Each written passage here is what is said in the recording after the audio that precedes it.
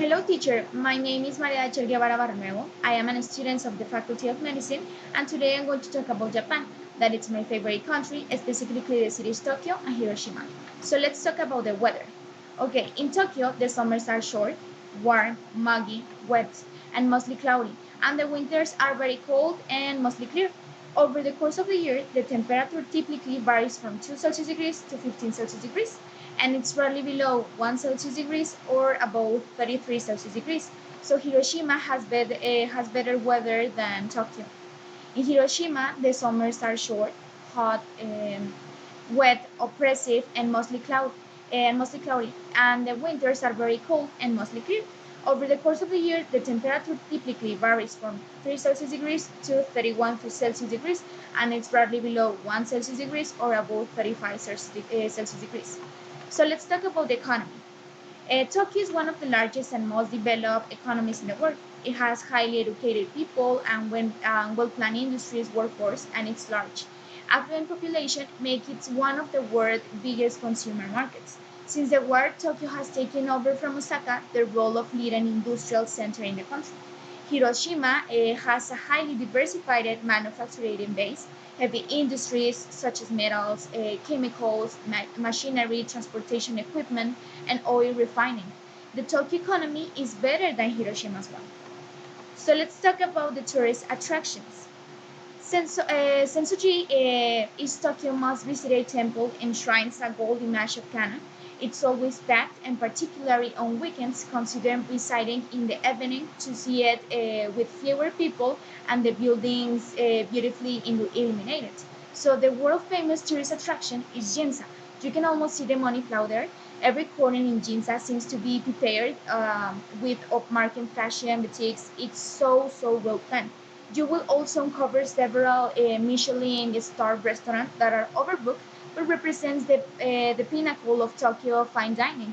Dig a little deeper, and you will find everything from traditional izakaya that are Japanese books to small souvenir shops. Jinsei is more visited than Sensoji because of the whole experience that you may have there.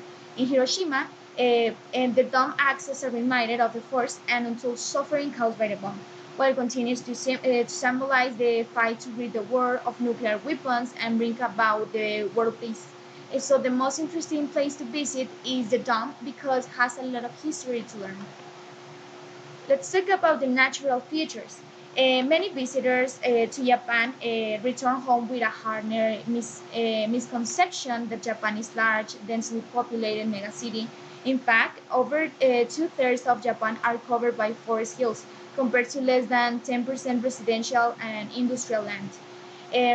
Reaching a height of 599 meters and boasting scenic hiking trails, Mount Takao remains a popular day trip from Tokyo, begin only with 50 kilometers from the city center.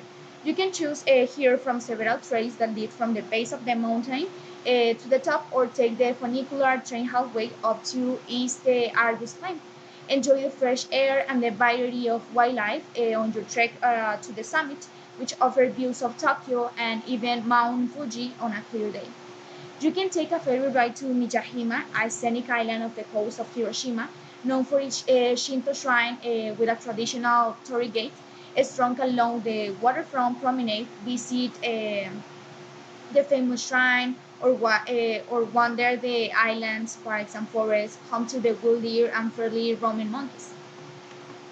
So the last thing that I'm going to talk is the nightlife.